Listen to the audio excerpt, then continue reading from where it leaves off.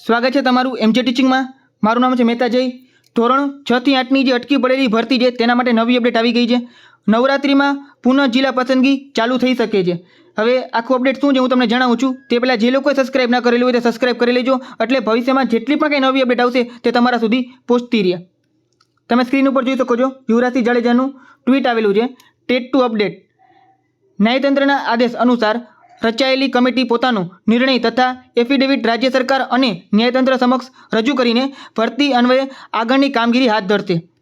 મળતી માહિતી મુજબ કમિટીના અહેવાલને આધારે જિલ્લા ફાળવણી માટેના નવા કોલ લેટર જાહેર થવાની શક્યતા છે। હવે શું કામ નવા કોલ લેટર જાહેર થશે? કારણ કે એફએમએલમાં ફેરફાર આવતા નવા મેરિટ પ્રમાણે કોલ લેટર જાહેર થઈ શકે છે। હવે આની પહેલાં તમને ખબર હશે વિભાગ પાસેથી એક ઓફિશિયલ નોટિફિકેશન આવેલી હતી, તેમાં કીધું હતું કે નવા એફએમએલ આવશે, FML 3 આવશે, બરાબર। તો જો FML 3 આવે તો ફરીથી નવું મેરિટ બને અને ફરીથી નવા કોલ લેટર આવે, એટલે આવતા અઠવાડિયામાં અટકેલી ભરતી પ્રક્રિયા આગળ વધવાની પૂરી સંભાવના છે।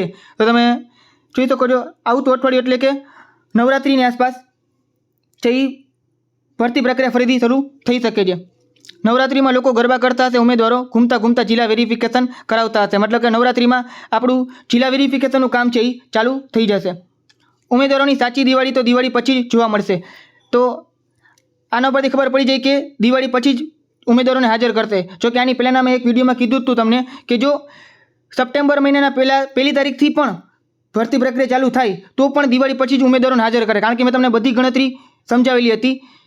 પહેલો રાઉન્ડ બારે પડે, પછી બીજો રાઉન્ડ બારે પડશે, એ પ્રમાણે જોવા જઈએ તો દિવાળી પછી જ ઉમેદવારોને હાજર કરવાના હતા। પણ અત્યારે તમે જુઓ તો 15-16 તારીખ થઈ ગઈ છે, 15 દિવસ સપ્ટેમ્બર મહિના પણ વયા ગયા છે। તો હવે 20 તારીખ પછી જો ભરતી પ્રક્રિયા ચાલુ થાય આપણી તો આરામથી દિવાળી નીકળી જાય, બરાબર। દિવાળી પછી જ બધા લોકોને હાજર કરશે।